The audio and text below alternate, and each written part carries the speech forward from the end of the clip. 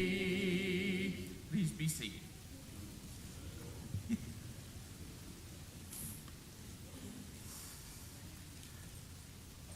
You know, when I was a minister here, I was privileged to work with some wonderful elders, and they will forever be in my memory, and for the encouragement I received from them made all the difference to a young minister. And then when we began our work here, as far as our mission efforts in Southern Africa, the group of elders was tremendous too, in the encouragement and the vision and the foresight for all of us to see together and move forward. But the elders that you have today is no exception. They're all godly men that love the Lord and have wonderful wives. And I'm just so thankful for the leadership that Main Street has, because not every church is blessed with this kind of leadership. And I'm thankful to God, and I remember them in my prayers continually. Janet Wiley is here, and it's good to see her, because since we were talking about the Africa work, the first session, I told her father, Roger, I said, man, you know, a lot of what we laid at the beginning, Janet was a part of, and I just told her this morning, I said, I just love you so much, you know. She's just a wonderful, wonderful Christian woman. And please pray for Will and Emily Glover, who are here today and going to be venturing out to drive on the other side of the road in Africa. But they are also just a fine young couple, and I'm just so thankful to God that we're going to have a faculty like that. And so continue, please, to pray for them. Chad, thank you for your kind words, and I appreciate it so much, the introduction that you gave. It means a lot. Then the servant girl who kept the door said to Peter, "You are not also one of this man's disciples, are you?" And he said, "I am not." That's number one. Now Simon Peter stood and warmed himself. Therefore they said to him, "You are not also one of this man's disciples, are you?" And he denied it, and he said, "I am not." That's number two. "Did I not see you in the garden with him?" That's the servant of the high priest, who is related to Malchus, who lost his ear, if you remember the story.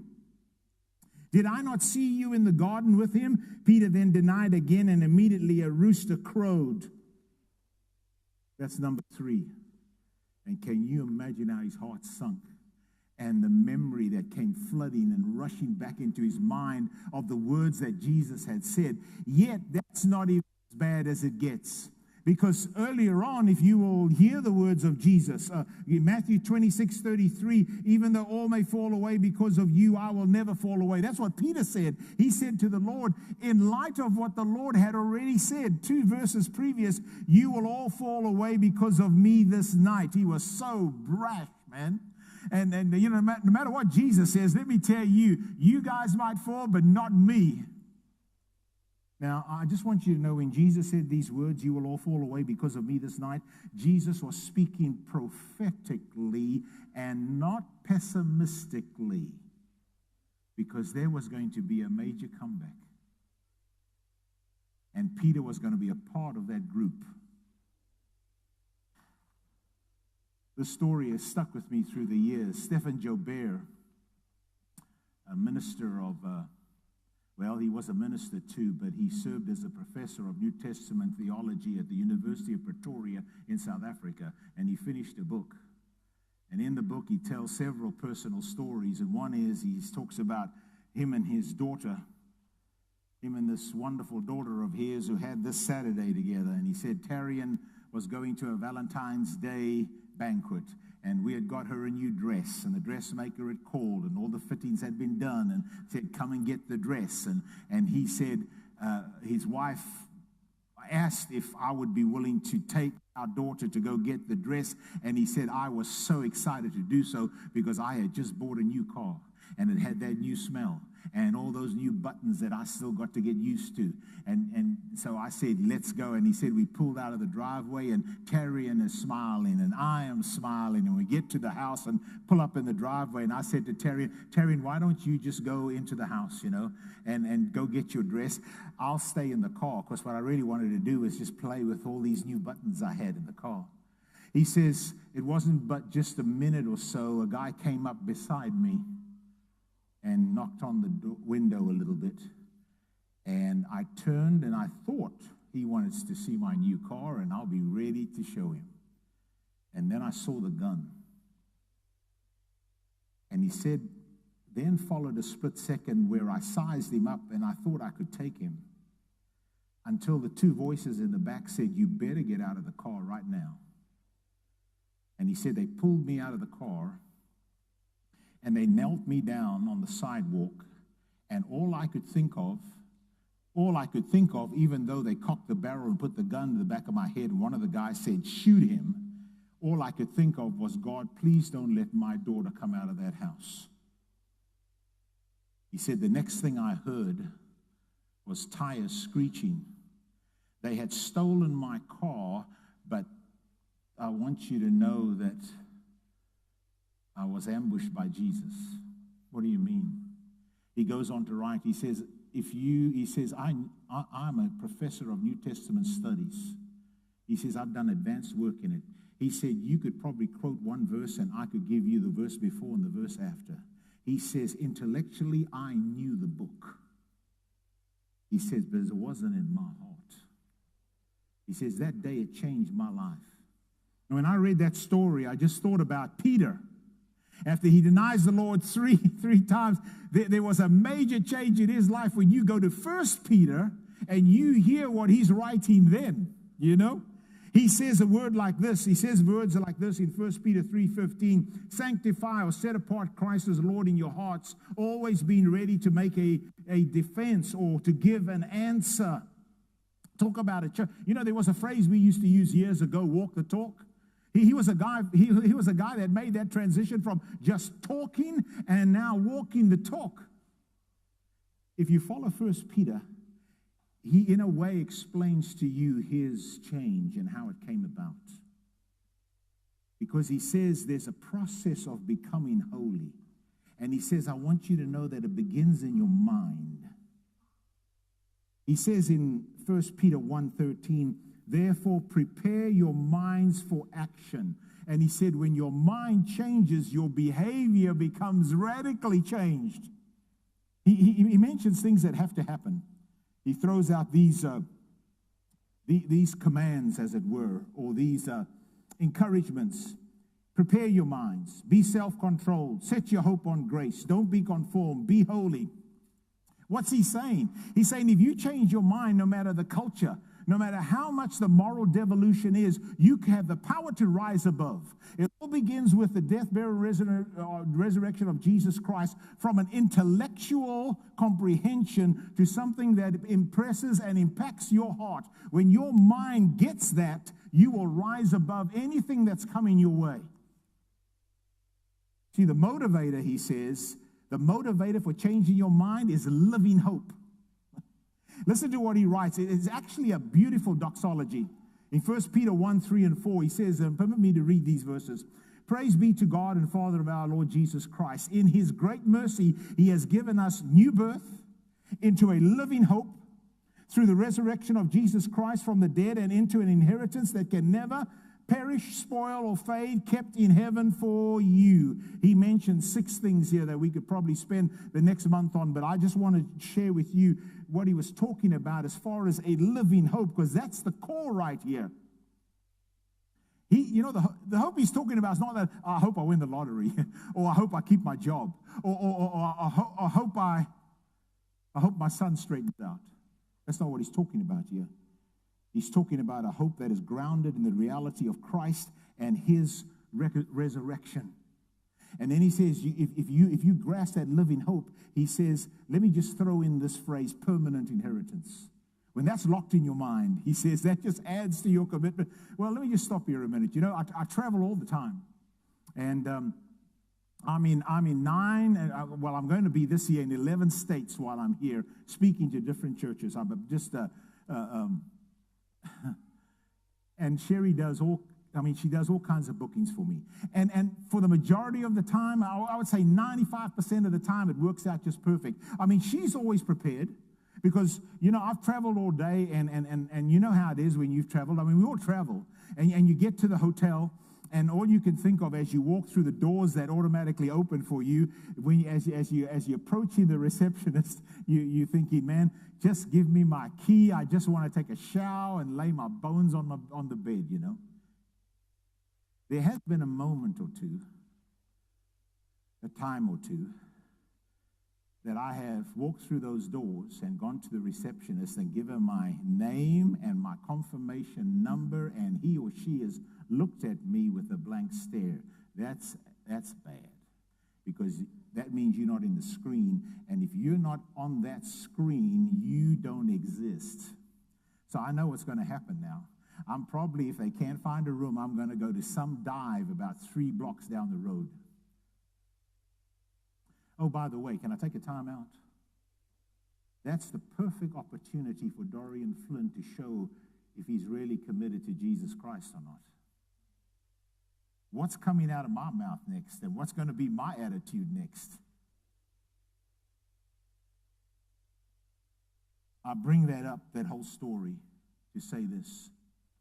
Because of our living hope, which leads to this firm belief that we have a permanent inheritance, we know beyond a shadow of a doubt that if there was a celestial receptionist and we went up to that desk, we would never hear the words, oh, by the way, what's your name? Because we have been purchased by the blood of Jesus Christ, and we have been empowered by his resurrection. Now, when I comprehend all that in my mind and locked it in, then Peter says, let me tell you, it produces wonderful things in your life. It produces an appetite for being and doing good. He says in 1 Peter chapter 2, verse 17, show proper respect to everyone. Love the brotherhood of believers. Fear God. Honor the king.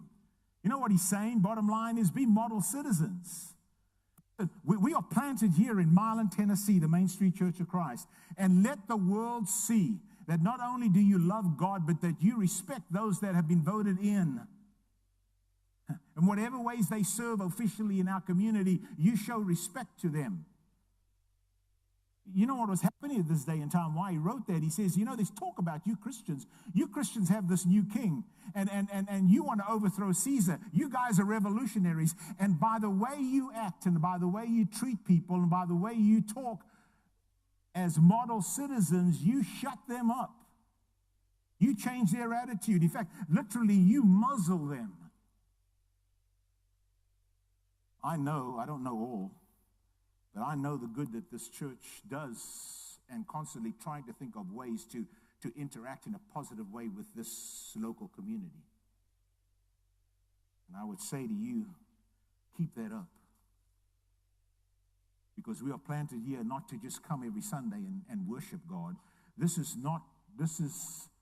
just to motivate us to go and make a difference in the community. And whether we're doing it collectively or we're doing it as single members, just know that when you have the mind of Christ, when you have that living hope locked in and know you got that permanent inheritance, that you're going to say and do things that's all about kingdom. And then when you do that, you know what's going to happen. Peter says you're going to shock the pagan world. He says here in 1 Peter 4, 2 and 3, so as to live the rest of the time in the flesh, no longer for the lusts of men, but for the will of God. In fact, the NLT reads this way. I wanted to read the New American Standard first, but I like also the translation that this one too, or this version. You won't spend the rest of your lives chasing your own desires, but you will be anxious to do the will of God. What do you mean you don't do that? I don't do that anymore. Let me give you an example. We just discussed the 74 wells that we drilled. Now, we've drilled it in 4 countries, but most of the wells have still been done in Zimbabwe. And we have a guy there by the name of Christopher. And I might have shared the story with you last year, but this fits so perfectly into what Peter is saying. Haley, who is our point man over there, who drills wells, he does so many other things. We have to decide, are we going to buy a drilling truck? and all the equipment and find somebody to do that. Well, if you find somebody to do that, they've got to be committed to it. They've got to be able to fix the truck. They've got to be, and that is very hard. But maybe we could find someone who is responsible, got his own company, and will just work with us. Because you have to find somebody honest. When you write a water well costs $6,000, you got to pay them ahead of time. And when you pay them ahead of time, because they got to go buy the pipes, and they got to get, they got to get it all. So you got to have somebody responsible. Well, we found this guy, Christopher. And everybody, the community, we were searching. This guy is great. Just great. He's honest as the day is long. And so Haley went and got him. This was 7 years ago. Well, I just want you to know he proved to be exactly what he said he would be. But he told Haley, he said, I just want you to know that I'm thankful that you guys are drilling water for needy people. But I am not interested in Christianity. In fact, I'm not interested in religion, period. So don't come preach to me. Well, they started doing wells together. But every now and again, Haley, when they were drilling a well or they were there working on a well, he would interject something, that, man, I had a great Sunday. We had 2 people that gave their lives to Christ. Or we just had a baby girl born to, and no Mariah, so happy. I just thank God. And he'd do all, every so often, not preach, but just make a sentence. 2 years ago, this is 7 years down the road now, 2 years ago, he walks into church service on a Sunday morning just like this, and Haley is preaching, and he comes right up to Haley. He said, okay, I'm ready to become a Christian. and in the course of Haley studied with him, he said, well, let's study, let's talk a little bit. He said, you know what, Haley? After Haley then baptized him, he said, I'm telling you, there are going to be some people so shocked that I'm not at the beer hall next Saturday. Going to shock the pagan world is what he's going to do. And he has. And 3 months ago, his wife was baptized into Christ. Can I speak to all the young people that are here this morning?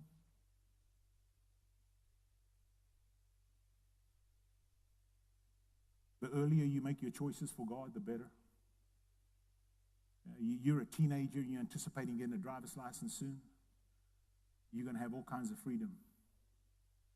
Your choices that you make, some of them are going to have ramifications the rest of your life. And you make the right choices, you're going to have a smile on your face and you're going to be so glad. So when you get those invitations, when you're out and about and you got your iPhone and all the communications going on, and now you've got transport, and someone says, come to this house because we've got so many kegs and we're going to get drunk this weekend. Man, you should see the drugs that are here. We're going to have a blast. Shock the pagan crowd when you say, it's not because of my parents. That's not primary. It's because I chose a long time ago to give my life to Jesus Christ. And that's why I make the choices I do. I urge you, brothers, in view of God's mercy, to offer your bodies as a living sacrifice, holy and pleasing to God. This is your spiritual act of worship. You praise God when you make right decisions. One final thought. Peter says, and this is why this transition took place from denying him to saying, I'm willing to tell people about him. He says, I came to realize that I was in good hands. I was in the best of hands. He says in 1 Peter chapter 5, verse 6 and 7, so humble yourselves under the mighty power of God, and at the right time he will lift you up in honor. Give all your worries and cares to God, for he cares about you. Cares about you. I want to ask you a question. Are you willing to get in the roller coaster? What do you mean, Dorian? One person wrote, and this is the late Christopher Hitchens, who was an atheist, well known at the time before he died.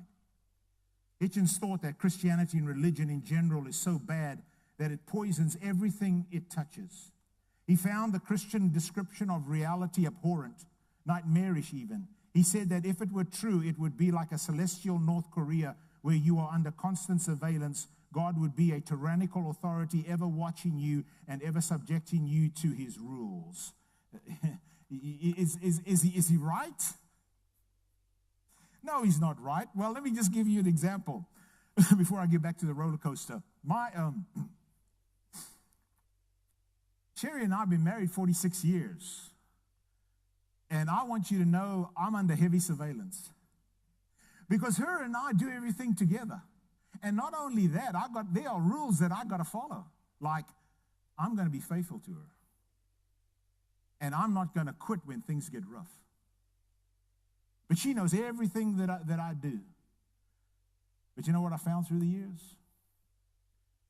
That it is a wonderful life to live when every day of my life I'm looking forward to coming home because there's somebody there that loves me. Rather than trying to find that, quote, special person and go to this place and that place and this place. But I've got someone. I don't have to go through all that frustration, you know? Why did Peter make the wrong decision initially? Because it was fear. It was fear.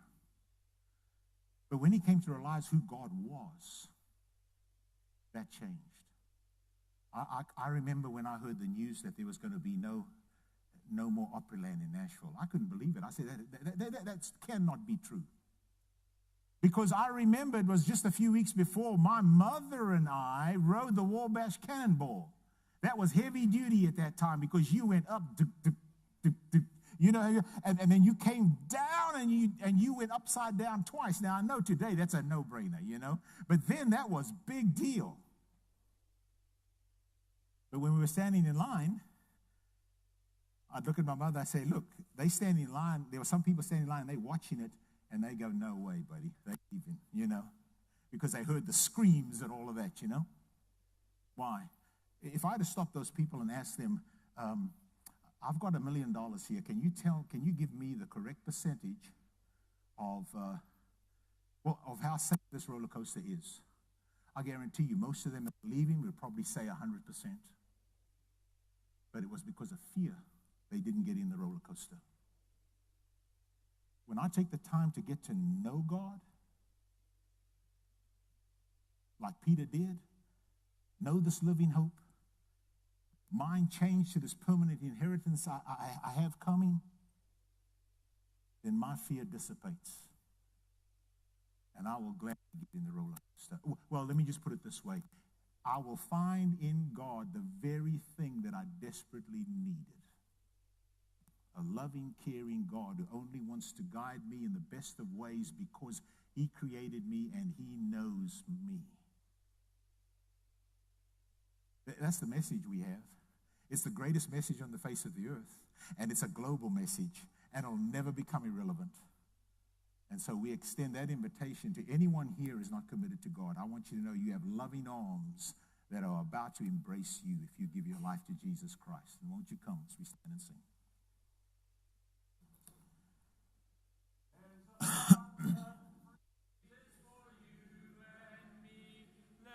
Haste, oh haste to its brink. 'Tis a fount of love from the source above, and he bids us all freely drink. Will you come to the fountain free? Will you come?